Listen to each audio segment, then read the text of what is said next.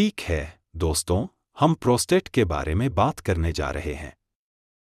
Prostate के बारे में बहुत सारी गलत जानकारी है।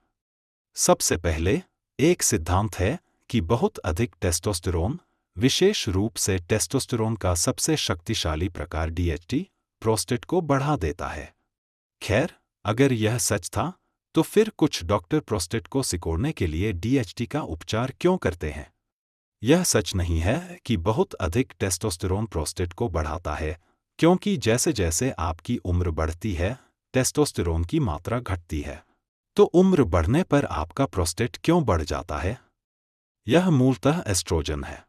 टेस्टोस्टेरोन और एस्ट्रोजन एक साथ काम करते हैं। जब आप टेस्टोस्टेरोन को कम करते हैं, तो आप एस्ट्रोजन को बढ़ा देते हैं। एस्ट्रोजन एक एनाबॉलिक हार्मोन है।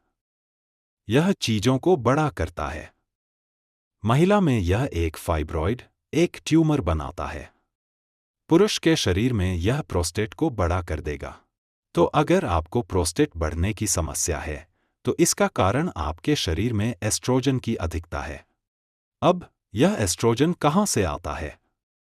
खैर, सबसे पहले आपका शरीर इसे बना सकता है, या यह आपके द्वारा खाए जाने वाले खाद्य पदार्थों से आ सकता है। पुरुष शरीर में एस्ट्रोजन बनाने वाली ग्रंथियां अधिवृक्क ग्रंथियां हैं। तो आपकी अपनी चर्बी भी एस्ट्रोजन बना सकती है। तो आप जितने अधिक मोटे होंगे, आपके पास उतना ही अधिक एस्ट्रोजन हो सकता है। और इसलिए हमें एस्ट्रोजन को कम करना चाहिए। ठीक है, इसे करने के कुछ तरीके हैं। सबसे पहले, ऐसे खाद्य पदार्थों से बचें जिनमें एस्ट्रोजन होता है। इनमें हार्मोन मुक्त मांस, सभी GMO खाद्य पदार्थ, किराने की दुकानों में लेबल नहीं किए गए आनुवंशिक रूप से संशोधित सोया, मक्का और चुकंदर की चीनी शामिल हैं। वे बहुत एस्ट्रोजेनिक हैं क्योंकि उनमें एक ऐसा कीटनाशक भरा होता है जो एस्ट्रोजन की नकल करता है। तो जब तक आप जैविक खाद्य पदार्थ नहीं खा रहे हैं, आप बहुत सारे GMO खाद्य पदार्थ खा रहे हैं। यह फिर एस्ट्रोजन की मात्रा बढ़ा देगा। अब एस्ट्रोजन कैंसर का कारण बनता है। यह प्रोस्टेट कैंसर का कारण बनता है। महिलाओं में गर्भाशय ग्रीवा का कैंसर, स्तन ऊतक में थायरॉयड कैंसर। सौभाग्य से ऐसे खाद्य पदार्थ हैं जो स्वाभाविक रूप से कैंसर में बदलने वाली चीजों और स्वयं एस्ट्रोजन को विषमुक्त करते हैं, और इन्हें क्रूसीफेरस खाद्य पदार्थ कहा जाता है। इनमें केल, ब्रोकोली, ब्रसेल्स स्प्राउट्स, पत्ता गोभी, मूली और अरुगुला शामिल हैं। आपको इन्हें खाना शुरू करना चाहिए। अगर आपको उन्हें खाने में कठिनाई होती है, तो साधारण सब्जियां खाएं और आप इसे क्रूसीफेरस अर्क या सप्लीमेंट से बढ़ा सकते हैं। दूसरी बात जो आप कर सकते हैं, वह है सुबह एक क्रूसीफेरस सप्लीमेंट के साथ समुद्री केल्प लेना। समुद्री केल्प एस्ट्रोजन को भी कम करेगा। यह थायरॉयड के लिए भी बहुत अच्छा है।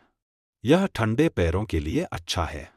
ठीक है, तो दूसरा है, एरोमाटेज को कम करें। एरोमाटेज क्या है? यह एक एंजाइम है जिसे आपका शरीर बनाता है और जो आपके पास बचे टेस्टोस्टेरोन को एस्ट्रोजन में बदल देता है। तो यह भी एक और चीज है जो हो रही है। हमारे शरीर टेस्टोस्टेरोन को एस्ट्रोजन में बदल रहे हैं। यह पागलपन है। तो बहुत अधिक एस्ट्रोजन होना बहुत कार्सिनोजेनिक है। यह आपके कैंसर के जोखिम कारकों को बढ़ाएगा। तो कैंसर को ठीक करने या कैंसर को मारने के लिए यहाँ तक कि कुछ दवाएं भी हैं जो एरोमाटेज इन्हिबिटर्स हैं। लेकिन आप प्राकृतिक पदार्थों का उपयोग करना चाहते हैं जो एरोमेटेज अवरोधक हैं। और मुझे जो सबसे अच्छा पता है, वह बिच्छू घास की जड़ है।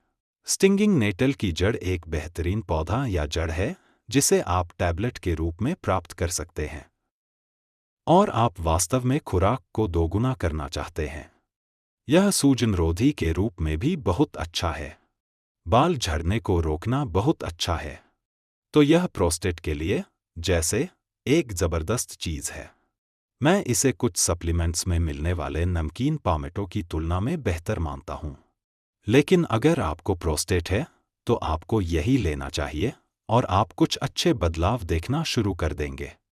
अगर आप रात में पेशाब करने के लिए उठते हैं तो स्टिंगिंग नेटल की जड़ इंसुलिन समायोजन के साथ भी सुधार करेगी। इंसुलिन के दुष्प्रभावों में से एक रात में अत्यधिक पेशाब आना है। तो जैसे ही आप रक्त शर्करा को नियंत्रित करते हैं, आपका पेशाब भी कम होता है। तो यह प्रोस्टेट के बढ़ने से हो सकता है या यह रक्त शर्करा संबंधी समस्याओं से हो सकता है।